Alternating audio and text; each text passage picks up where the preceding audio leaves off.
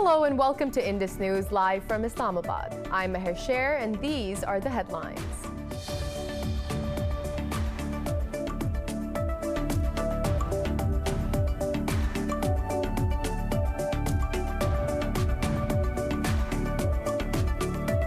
The Taliban say they are reviewing Washington's proposal for an interim government in Afghanistan. The proposal is part of a new U.S. draft peace plan for Afghanistan. In a tweet, Taliban spokesman Mohammad Naeem said the group will announce its decision after the review.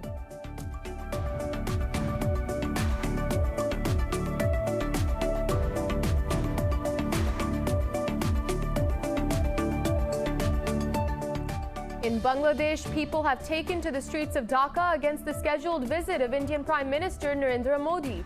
Protesters raised slogans against the fascist policies of Modi. Modi is scheduled to visit Bangladesh on the 26th of March.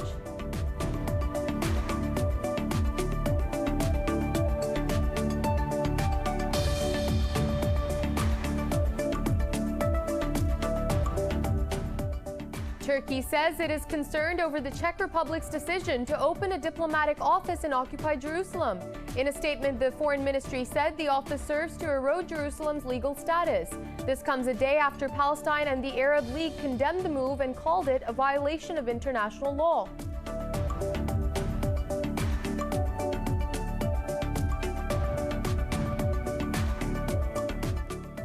In Myanmar, security forces have killed 5 more protesters during anti-coup demonstrations across the country. Protesters held handmade shields and wore helmets as they confronted police in the commercial capital, Yangon. So far, over 80 people have been killed in the military crackdown on protesters.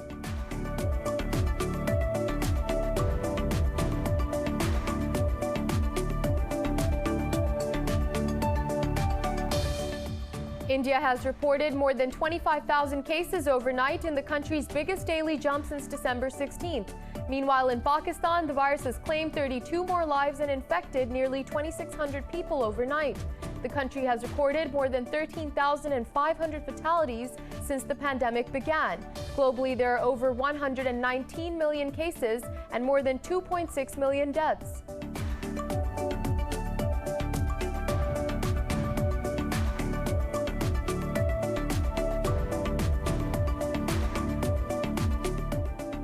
And in the English Premier League, Brighton beat Southampton 2-1 at the St. Mary's Stadium to shake off relegation concerns.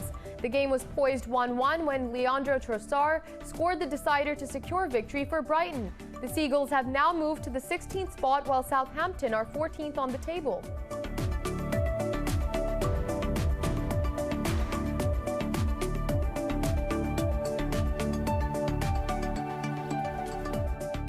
Well, those were the headlines. More news in detail after a short break. Stay with us.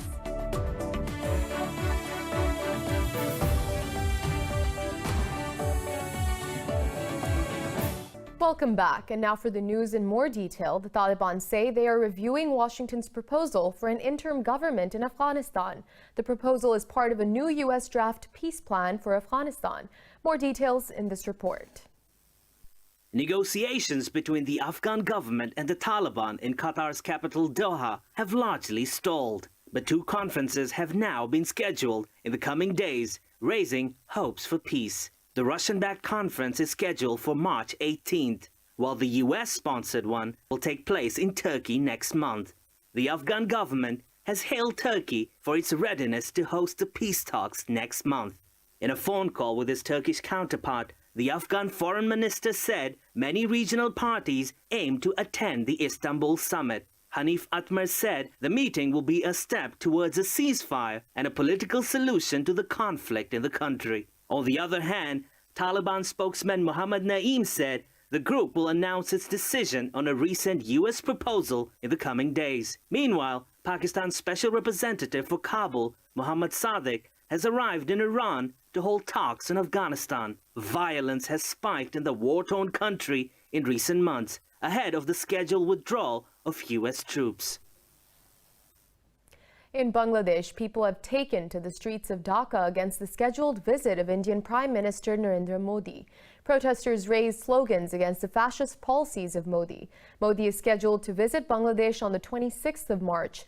Meanwhile, police have warned protesters against holding demonstrations, saying any subversive activities will be dealt with a strong hand.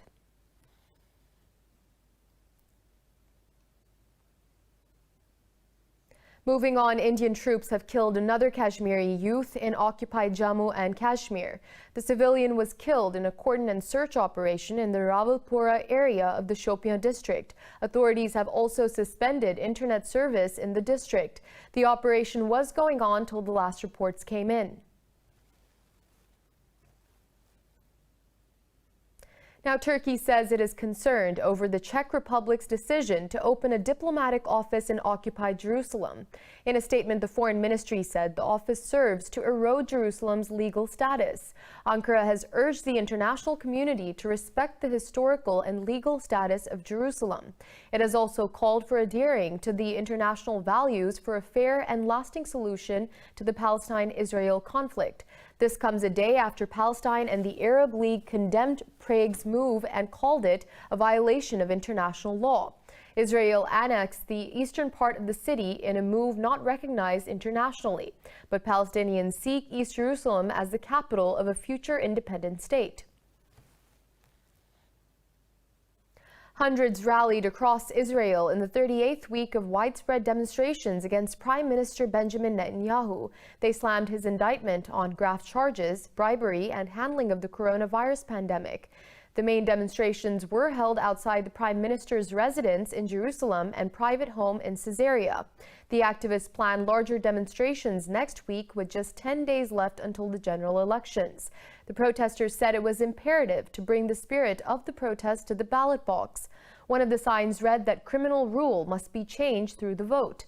The nation is preparing to hold new elections on March 23rd, which will be its fourth poll in 2 years. And British-Iranian aid worker Nazanin Zaghari-Ratcliffe reappears before a court in Iran on charges of propaganda against the regime. Her lawyer said the verdict is expected within a week's of time. Hojat Kermani said the propaganda charge alleges her participation in a rally in front of the Iranian embassy in London in 2009. Meanwhile, British Foreign Minister Dominic Raab declared the second trial unacceptable and urged Tehran to let Zaghari return to the UK. Last week, her ankle tag was removed after she served a 5-year prison sentence for plotting to overthrow the clerical establishment. Her lawyer said she was pardoned by Iran's supreme leader in 2020, but spent last year of her term under house arrest. Zaghari-Ratcliffe was arrested at a Tehran airport in 2016 for allegedly working against the Iranian government, a charge she denies. Moving on, in Myanmar, security forces have killed 5 more protesters during anti-coup demonstrations across the country. So far, over 80 people have been killed in the military crackdown on protesters. Protesters held handmade shields and wore helmets as they confronted police in the commercial capital of Yangon. Plumes of black smoke rose over the area, and 2 factories in the Lang Taryar district were set on fire. This comes hours after the parallel civilian government vowed to pursue a revolution to overturn the coup. Acting leader Mon Win Kang Tan said the government will seek to give people the legal right to defend themselves.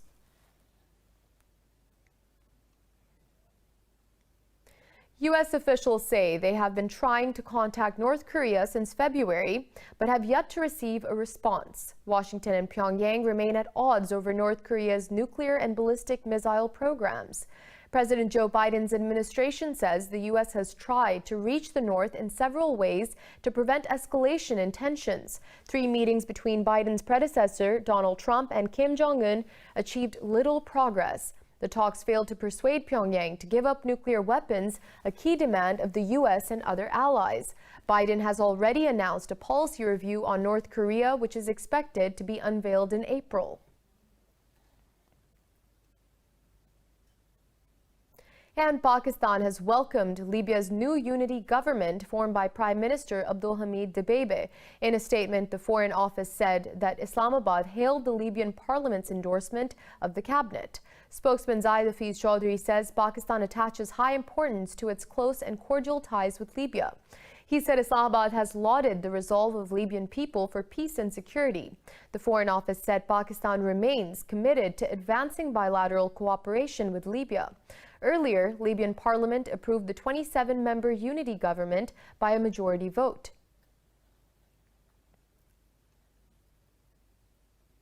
Meanwhile, in Nigeria, terrorists have ambushed a military convoy, killing 15 soldiers and 4 militia fighters in the northeastern state of Borno.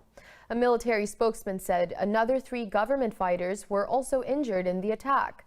ISIS-linked terrorists have claimed responsibility for the attack. Meanwhile, search is underway for dozens of students kidnapped in northwestern Kaduna State. Authorities say the military rescued 180 people on Friday, but 39 students remained unaccounted for. The abduction is the latest in a string of similar kidnapping cases within the last few weeks. The Central African Republic is voting in the second round of parliamentary elections amid tight security. This comes after rebel violence marred the polls in December. The voting consists of runoff ballots in 49 electoral districts. It also includes first-round voting in 69 districts where violence stopped the vote from taking place in December. The National Elections Authority says the voting started smoothly with slight delays across the capital, Bangui. The government and UN peacekeepers have also expressed confidence that elections will be peaceful. In London, police have detained 4 people during a vigil held in the memory of a woman murdered last week. Thousands gathered to mark the death of Sarah Everard hours after the police officer charged with her murder appeared in court. Mourners in South London defied coronavirus-related restrictions to pay tribute to the slain. The police initially kept a low-profile presence, but then began asking people to disperse. Later, tussles broke out between police officers and some protesters, leading to the arrests. The police said it acted to protect people as the crowd posed a risk of COVID-19 transmission.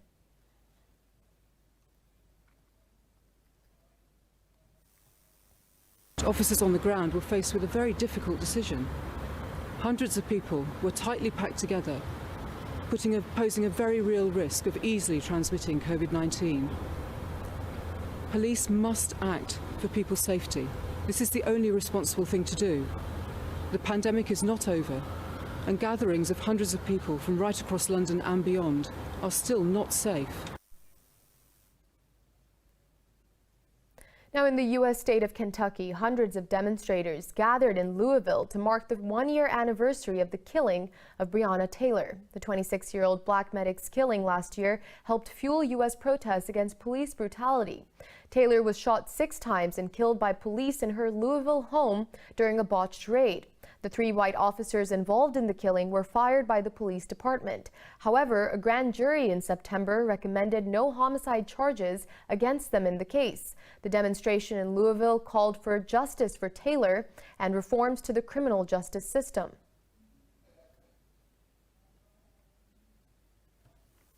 Yeah, it's important to be out here today because it's been a year and we still have not got justice for Breonna Taylor. No one has been charged, no one has been prosecuted or convicted for her murder. And it's important for people to remember that, and that we have to continue to fight, and we can't stop. We have to keep going, and we cannot rest. The city of Louisville paid $12 million to Taylor's family and agreed to police reforms to settle a wrongful death lawsuit. And now moving on, Brazil has reported nearly 2,000 COVID-19 deaths and 76,000 cases in the last 24 hours. Globally, there are over 119 million cases and more than 2.6 million deaths. More on the pandemic in this report. Amid a pandemic, the governments are focusing primarily on 2 things: restricting the movement and increasing the administration of vaccines. The US has reported a record daily number of inoculations with more than 4.5 million vaccine doses administered. This has far surpassed the previous highest daily figure, which stood at 2.9 million doses. While Argentina is concerned by a rise in infections across the region and will increase border controls and preventative measures. In hard-hit Brazil, Sao Paulo, officials have taken increasingly dramatic steps to show they mean business. They have reinforced blitzes who broke up an illegal party with nearly 600 people in a windowless nightclub. The police are working to close any clandestine event with an agglomeration of people. Today it was a situation that we would never have imagined. There were hundreds and hundreds of people in a place without a single window, with all the doors closed. It was Sodom and Gomorrah. Over in Europe, Italy aims to vaccinate at least 80% of its population by the end of September. It will ramp up its program to hit a target of administering 500,000 doses each day. Norway says 3 health workers who recently received the AstraZeneca vaccine are being treated for bleeding, blood clots and a low count of platelets. Norway is among the other EU countries that halted the rollout of the Oxford vaccine earlier. But after 4 Spanish regions stopped administering AstraZeneca, the central government plans to keep using the shot. The northern Spanish region of Galicia has started a mass vaccination campaign with the jab. If any vaccine, AstraZeneca may have a series of effects. Generally pain in the area the vaccine was inoculated, or it can be headache or coughing, just as any other vaccine. The recommendation in case of these happen is to take 1 paracetamol and nothing else. Hong Kong is facing its 5th wave of infection, with a growing cluster centered on a high-end gym, logging 99 cases so far. Cases in the Great Tokyo area appears to be increasing and threaten to jeopardize the easing of restrictions scheduled for 21st of March. Australia has recorded its 2nd local case of COVID-19 in as many days. This is the first locally transmitted case in New South Wales state in 55 days. Meanwhile, Pakistan has registered another 32 deaths from COVID-19 and nearly 2,700 new cases. The Health Ministry says the nationwide death toll has topped 13,500. It said the tally of infections has crossed 605,000, while more than 570,000 have recovered. The ministry said the number of active cases in the country has surged to over 21,000. It said more than 1,800 patients are in a critical condition. Planning Minister Asad Umar says the positivity rate of COVID-19 tests in the country has risen to 6%. Meanwhile, Pakistan's Civil Aviation Authority has extended the restrictions for inbound flights till March 18th. More stories after a short break. Stay with us.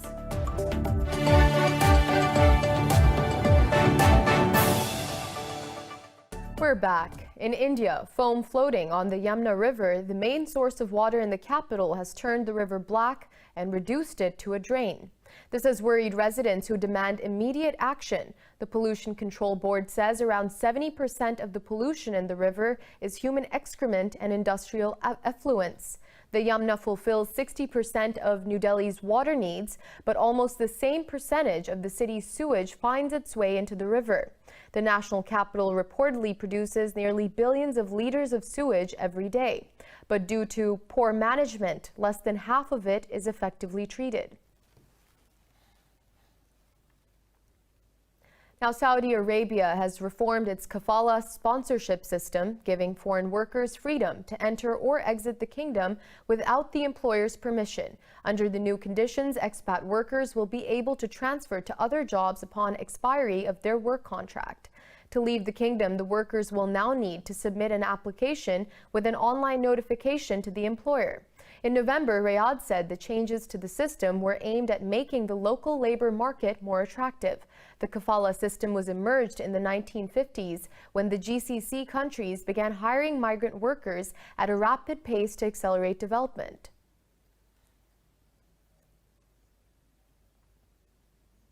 Two NASA astronauts have floated out of the International Space Station for technical and maintenance tasks.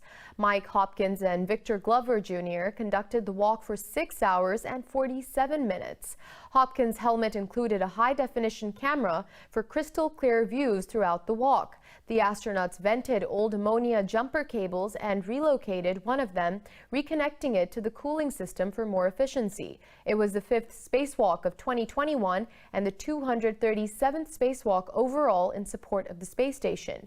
Expedition 64 flight engineers arrived at the space station in November as part of the NASA and SpaceX Crew 1 mission.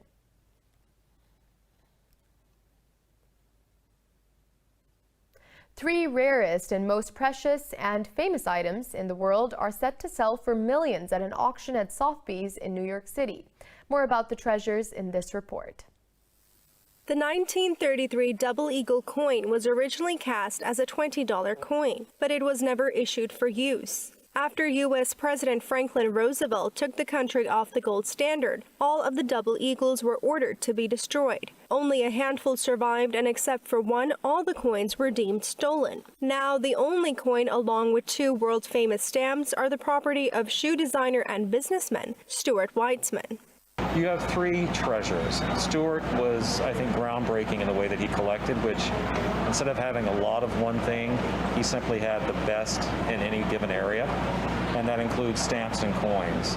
Also a part of the three treasures sale are the famous British-Guiana 1-cent magenta stamp and a plate block of the inverted Jenny stamps. Issued in 1856, the magenta is the rarest stamp in the world and is the only stamp of its kind. As for the inverted Jenny, the 24-cent stamp issued in 1981 is the most recognized and sought-after U.S. stamp. They are now expected to sell for whopping prices. The estimate on the British Guiana is 10 to 15 million. On the 1933 double eagle, it's 10 to 15. And on the inverted Jenny block, it's 5 to 7 million. The three items will be on display to the public by appointment at Sotheby's in New York through March 17th. They will also be offered for auction on June 8th. And a ballerina has performed on the frozen waters of the Gulf of Finland to protest against a construction project which threatens a unique natural habitat on BREONNA Bay Beach in Russia. More in this report. Enduring the freezing temperature of minus 15 degrees Celsius in her point shoes and white tutu, this ballerina is not performing for a dance show, but artfully protesting against the construction of a port in BREONNA Bay, a popular beach near St. Petersburg in Russia. The Russian ballerina, Elmira Bagratinova, decided to use her talent to save the place after she read reports about plans to build a grain silo at the site.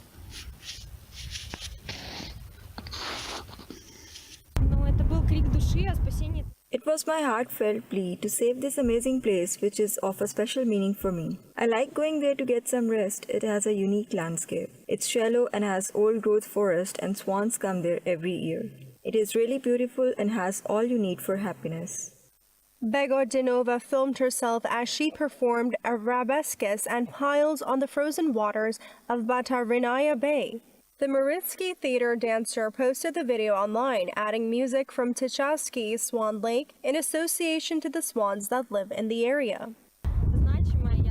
I had this idea, of course, because one of the unique features of this place is that swans are coming there to nest. It is a unique part of it, to come and see them swimming. And of course, a swan is the most known image in ballet. Bagratinova called on Russians to sign an online petition addressed to President Vladimir Putin, calling for the bay to be left in its natural state. The petition has so far gained more than 7,650 signatures. And art enthusiasts say everything one can imagine is real. A Tokyo-based group has taken this thinking to the next level, combining sauna with aspects of digital art. This report has the details. Visitors stare in awe as a wall of flowers petals burst into 1,000 fragments. Then a huge ball levitates in the air, turning from red to blue to purple. This is the latest creation of Japan's popular Team Lab collective, which has made a maze of 7 saunas lit up in the hues of red, green, and yellow. We try to make the visitor to be in a very relaxed and it's a luxury mindset. And we use of the sauna's techniques like hot, cold rest, and that cycles. And after that, if you saw it in artworks, or if you're one part of its artworks, maybe the experience is going to be much more richer than normal dimensions, or it's a normal mindset. The group took over an empty lot and erected a massive tent housing the sauna rooms and 3 immersive art installations. TikTok Team Lab Reconnect opens on the 22nd of March and will run until the end of August. For $44 on weekdays, visitors can dip in and out of the hot rooms to experience the breathtaking artworks. Nobody go to the art museums with these fashions because like art is art and the sauna is saunas. But what we wanted to try is it's combined and it's try to be very different, it's like an experience and a different experience of its art. That is a unique point. Team Lab hopes to impact all senses of the visitors, including touch, sound and smell. We'll be back after a short break. Stay with us.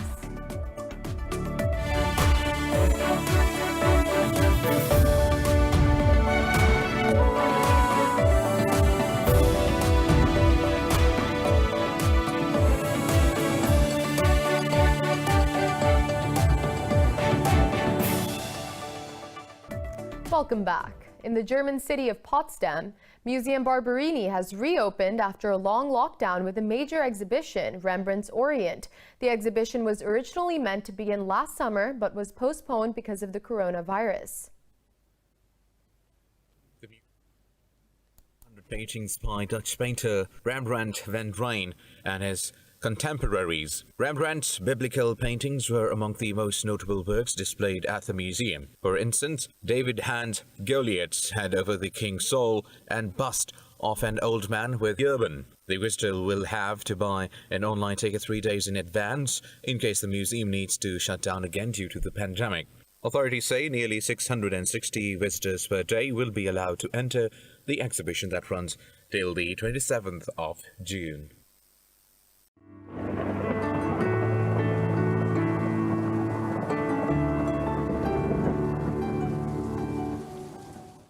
Much of the United States is gearing up for severe weather this weekend as late-season winter storms intensify.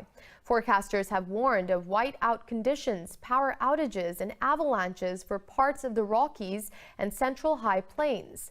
The National Weather Service has issued blizzard warnings for parts of Wyoming and western Nebraska. The agency said quickly accumulating snowfall of up to 2 feet and winds reaching 105 kilometers per hour could cause dangerous conditions. To the south in Colorado, the I-25 urban corridor is expected to get 2 feet of snow throughout the weekend. At Denver International Airport, nearly 2,000 weekend flights in and out of the nation's 5th busiest airport were canceled.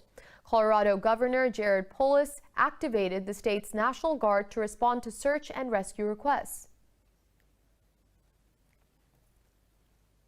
And now it's time to take a look at the latest weather updates from around the world.